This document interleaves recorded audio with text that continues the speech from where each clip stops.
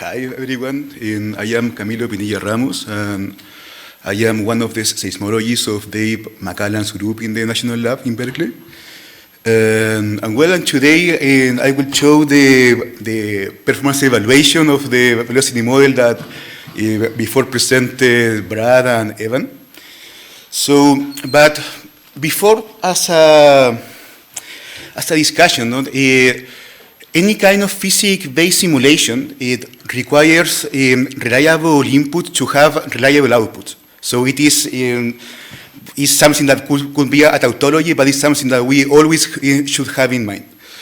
So then seismological applications is not an exception, and we always should be very clear to have good components in the source characterization that is at the end what is induce our signals, and then the velocity model that will constrain our wave propagation. And then, of course, the constitutive models when the materials reach nonlinear deformation regimes. So in this study, I will focus in the evaluation of the velocity model, trying to isolate as much as we can the source characterization and the constitutive models. So the outline of this presentation, and I will first start with introduction of the simulation, the velocity model that was quite well presented before, and also the source characterization that we adopted. And then we are proposing a quite innovative methodology for the evaluation of the velocity model, in which first we start with a qualitative analysis of the wave field, and then in an overall model performance to then start to identify areas where the velocity model has a good or a bad performance. And then we close this discussion in this presentation with a discussion and conclusions. So here we have our simulation setup. We simulated 7 small magnitude earthquakes in the Bay Area, all aligned close to the strike of the Hayward fault. And we use a key point high resolution simulations using the SW4. So we solve the wave equation up to 5 Hz with minimum shear wave velocity in our domain of 250 meters per second. We adopted double coupled point source mechanism, given that these earthquakes tend to have a small rupture area.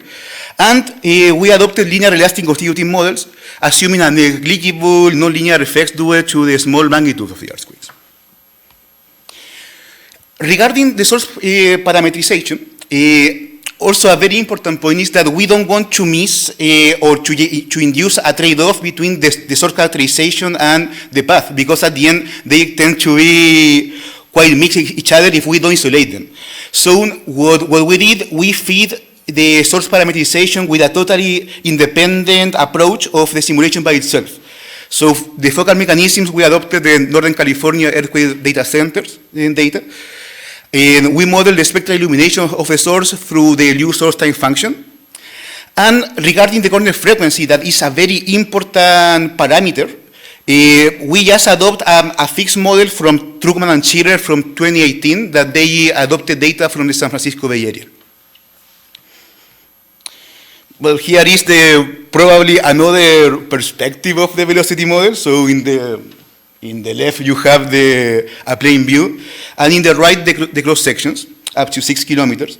And we can see here that the Hayward fault tends to divide our domain in depth in 2 main blocks, the western block, the Franciscan complex, and the eastern block, that is the Great Valley complex. And we can see that they have a different distribution of velocity in depth that at the end will impact the amplification pattern of the wave field in both sides of the Hayward fault. And also a very nice feature, at least from a seismological standpoint, is that in the southern edge of our domain, especially cross-section DV and EE, we have very nice geologic structures buried below the surface that will start to interact strongly with the wave field, inducing different patterns of over-prediction and complexities in the waveforms that generate some complications in the modeling, but they are there and it's a challenging for us in terms of how we can handle that. So, first, as a first approach of understanding how the velocity model is behaving, we started with a qualitative analysis just by inspecting the waveforms. and evaluating similarities in terms of wave phases and wave amplitude between pairs of synthetic and observed data, and then given a station how it behaves in the overall 3 records. And for that, we adopted a classification that if we have under these 3 criteria a good match, we adopted a good fit. If one of these criteria wasn't quite satisfied, we adopted a fair fit. And if 2 or more criteria are not satisfied, we adopted a poor fit. So here we have, for example, a station that recorded the 7 earthquakes that in general have a quite good performance, being able to capture not only the wave amplitude, but also the wave phases. Going deeper, here we have an example of 9 stations that recorded the Berkeley 2018 earthquake. And we can see that for some cases we are doing pretty well. We are capturing very complex phases, not just pulse likes or impulsive responses.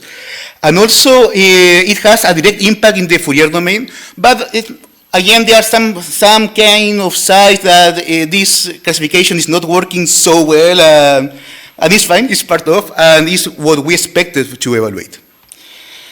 So here is the spatial distribution of the classification, and we can see that in general, there are areas that systematically have a good performance. For example, the western edge of the bay, that in general for all the earthquakes except in some few cases in Fremont, we have a good classification. And also we can see that this region, the Santa Clara region, given its very complex geology, we can start to see some different responses that for some azimuths we have a good response, but when we start to move the hypocenter to other location, we start to have not a good match between the simulations and the observed signals. And well, I will talk later in the quantitative analysis of this feature. Then, because also we want to understand the overall impact of propagating a wave field through this velocity model, so we evaluated these features through the comparison of the Fourier domain residuals, and we can see you're right, in the residuals for the 7 earthquakes, within the event residuals, and we can see that in general we have a good or residual center in 0, that is the black line, and the shaded area represent also the plus minus 1 standard deviation. And that means that in general, our assumptions of the velocity model plus the source characterization is at least physically consistent. And here we have the mean of the means for the horizontal and vertical component. And we can see that the residuals tend to be centered in 0 up to 4 Hertz approximately. And then we have a slightly over prediction that is of only 0.2 natural log unit. That is a good news. And here we have the standard deviation of the mean of standard deviations that also tends to be quite stable and concentrated around one narrow band, showing that in general also the accuracy of our methodology and the simulation tends to be quite consistent along the simulation of the 7 earthquakes.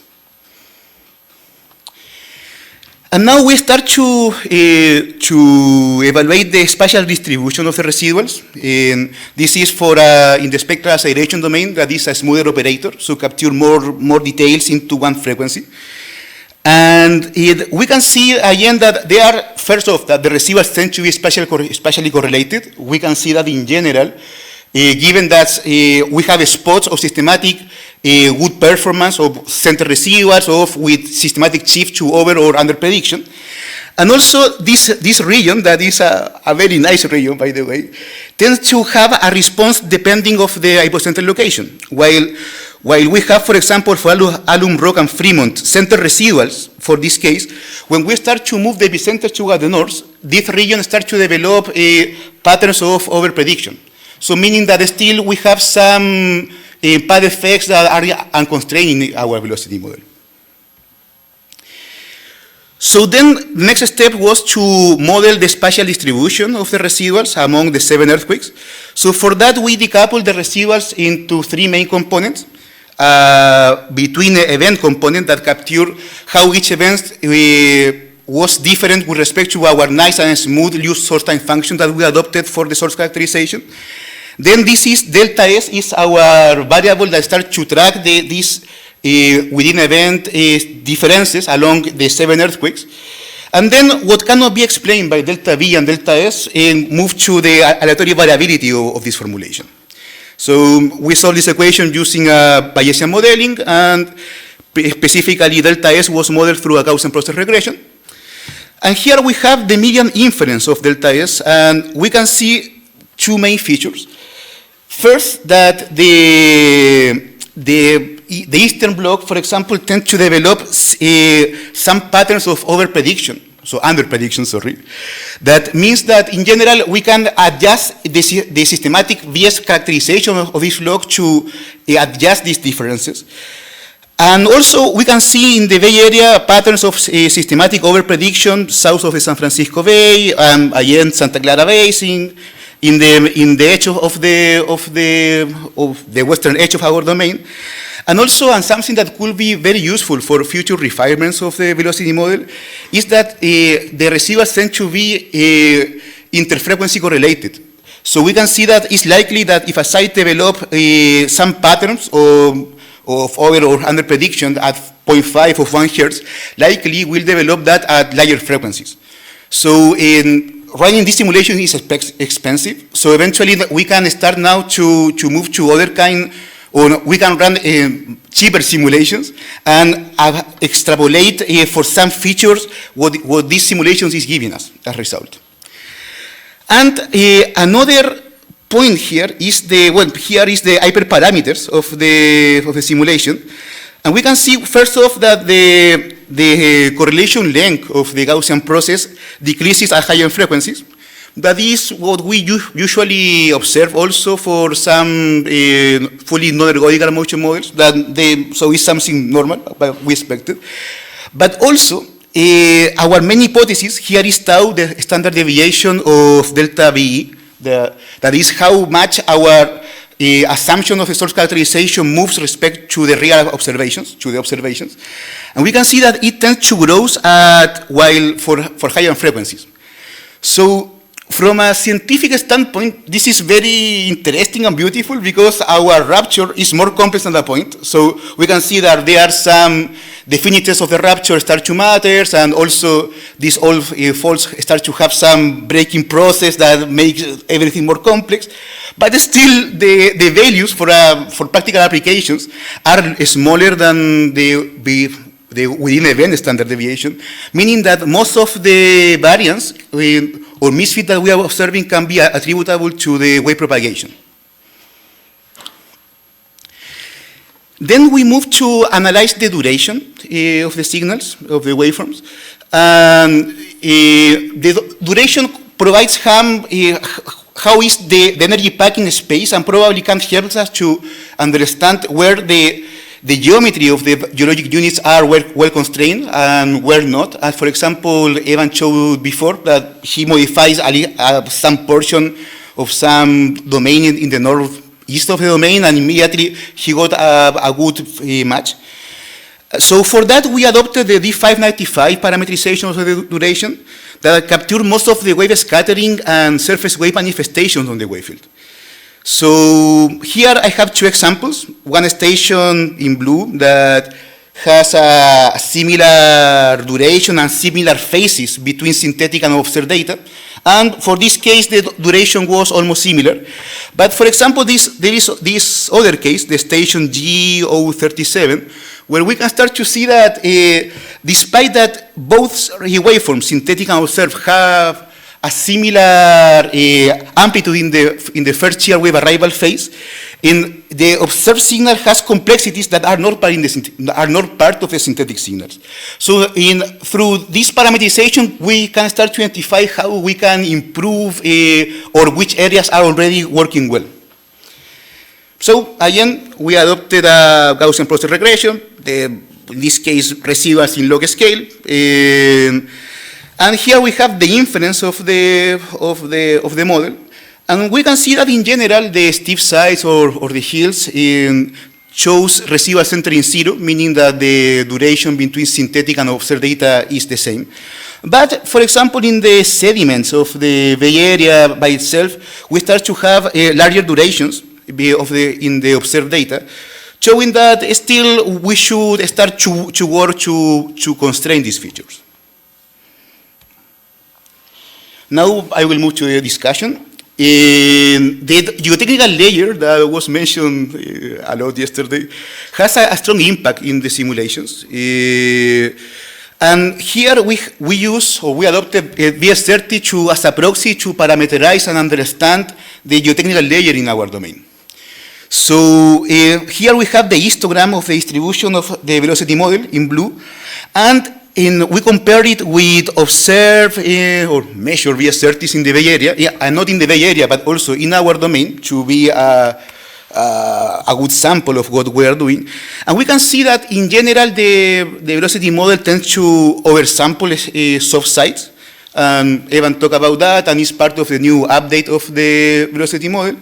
And also we have an oversample of steep sites. Probably in the surface, we can decrease a little bit the velocity model to reconcile these differences. And also, we truncate the minimum shear wave velocity to 250.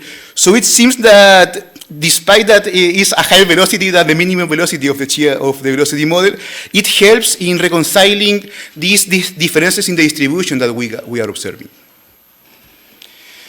Also, California has the big advantage that the VS30 profile in depth is strongly correlated with the VS profile in depth is strongly correlated with VS30. So, and also making that VS30 is strongly correlated with site amplification.